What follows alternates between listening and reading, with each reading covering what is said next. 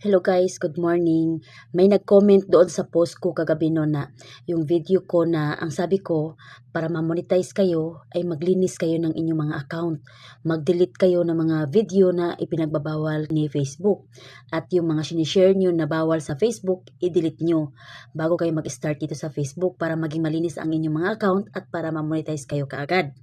Yan ang comment ni ma'am na kung saan daw makikita yung mga na-share nating video na mga bawal kay Facebook or mga hindi pwede dito kay Facebook, mga lumang post natin nung nag-start tayo mag-Facebook na hindi pa natin alam na mga bawal, kung saan ba daw natin makikita yan.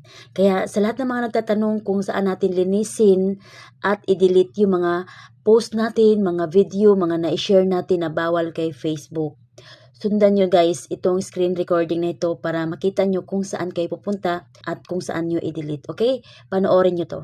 Okay guys, punta lang kayo sa inyong mga profile account.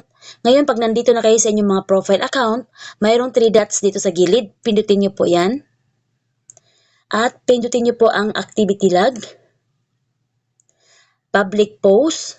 At dito nyo makikita guys, kung nakikita nyo, mayroon siyang petsa. Ibig sabihin, ngayong December 5, ito pa lang ang naipost ko. Dito nyo makikita lahat ng post nyo sa Facebook. At hanapin nyo na lang dito yung mga post nyo na ipinagbabawal kay Facebook. Isa-isahin nyo po yan guys hanggang sa baba. Ayan, hanggang sa makita nyo yung mga pinopost nyo or mga sinishare nyo. Dito nyo makikita yung mga sinishare nyo galing sa ibang mga content creator, galing sa ibang tao na sa tingin nyo ay bawal. Ayan, i-delete nyo yan lahat yan guys. Picture post, text post, video, lahat yan hanapin nyo na lang dito. Ngayon kung paano i-delete, for example lamang po mag-delete tayo dito ng isa. For example lamang po ito yung gusto nyong i-delete. Pindutin nyo lang po ang 3 dots dito sa gilid. Remove to trash. Remove to trash. Tapos, punta tayo sa ating trash. Balik po tayo. Lahat ng madidelete nyo dito guys ay tatambak muna siya dito sa trash. Ayan.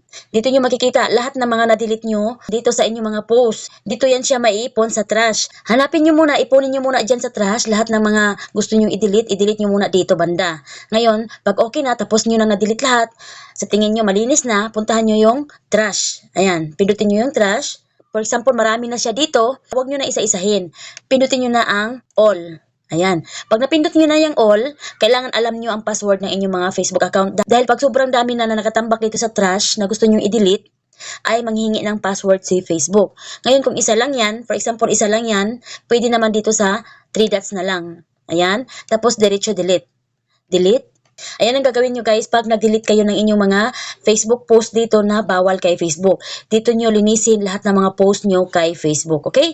Sana po may natutunan. Follow and share.